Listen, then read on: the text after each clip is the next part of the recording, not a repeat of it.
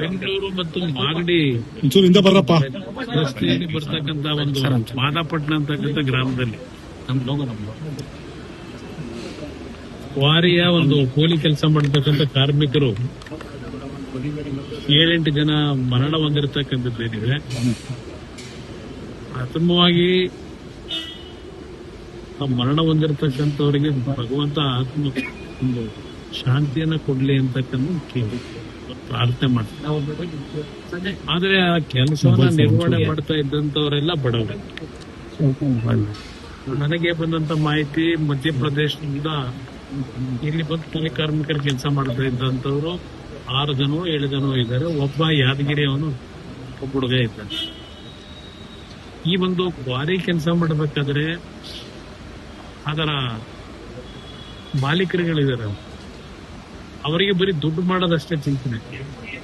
ಯಾವ ರೀತಿ ಮುಂಜಾಗ್ರತೆ ಕ್ರಮ ತೆಗೆದುಕೋಬೇಕು ಅಂತಕ್ಕಂಥದ್ದು ಇಂಥ ಒಂದು ಪ್ರಕರಣದಲ್ಲಿ ನಾವು ಇಲ್ಲಿವರೆಗೆ ನೋಡ್ಲೇ ಇಲ್ಲ. ಬಹುಶಃ ಹಿಂದೆ ಶಿವಮೊಗ್ಗದಲ್ಲಿ ಒಂದು ಪ್ರಕರಣ ಆಯಿತು, ಅಲ್ಲೆಲ್ಲ ಚಿಕ್ಕಬಳ್ಳಾಪುರದಲ್ಲೂ ಇದೇ ರೀತಿ ಪ್ರಕರಣ ದೊಡ್ಡ ಮಟ್ಟದಲ್ಲಾಗಿತ್ತು.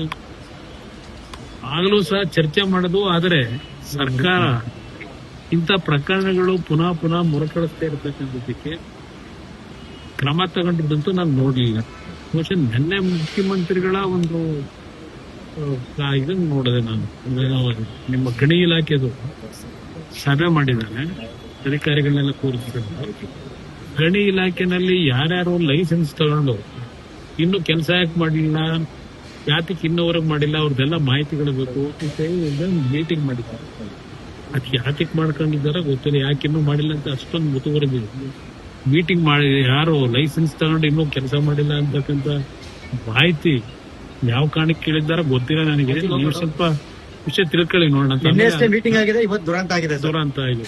ಅದಕ್ಕೆ ನಾನು ಹೇಳ್ತಾ ಇರೋದು, ಇಲ್ಲಿ ಈ ರೀತಿಯ ಪ್ರಕರಣಗಳು ಆಗದೆ ಇರತಕ್ಕಂಥದ್ದಕ್ಕೆ ಸರ್ಕಾರದಿಂದಲೂ ಕೆಲವು ಗೈಡ್ ಲೈನ್ಸ್ ಅನ್ನ ಮಾಡೋದಷ್ಟೇ ಅಲ್ಲ. ಇಂಥ ಒಂದು ಸಂದರ್ಭದಲ್ಲಿ ಈ ಖಾಸಗಿ ಮಾಲೀಕರುಗಳು ಈ ದುಡ್ಡು ಮಾಡ್ಲಿಕ್ಕೋಸ್ಕರಲೇ ದೊಡ್ಡ ಮಟ್ಟದಲ್ಲಿ ದೊಡ್ಡ ಲಾಭನೇ ಇದೆ ಎಲ್ಲ ಕಡೆ ರಾಜ್ಯದಲ್ಲೇ. ಇದು ಒಂದು ರೀತಿ ದುಡ್ಡು ಮಾಡ್ತಕ್ಕಂಥದ್ದಕ್ಕೆ ಈ ಕ್ವಾರಿಗಳದು ಒಂದು ದೊಡ್ಡ ದಂಧೆ ಮಾಡ್ತಕ್ಕಂಥವ್ರು ಇದ್ದಾರೆ. ಅಂದ್ರೆ ಸರ್ಕಾರ ಇಂಥ ಒಂದು ಪ್ರಕರಣಗಳನ್ನ ಕಠಿಣವಾದಂತ ರೀತಿಯಲ್ಲಿ ಕ್ರಮ ತೆಗೆದುಕೋಬೇಕು, ಆ ಕುಟುಂಬಗಳಿಗೆ ಹೆಚ್ಚಿನ ಪರಿಹಾರ ಕೊಡಬೇಕು ಅಂತಕ್ಕಂಥದ್ದನ್ನ ನಾನು ಡಿಪೆಂಡ್.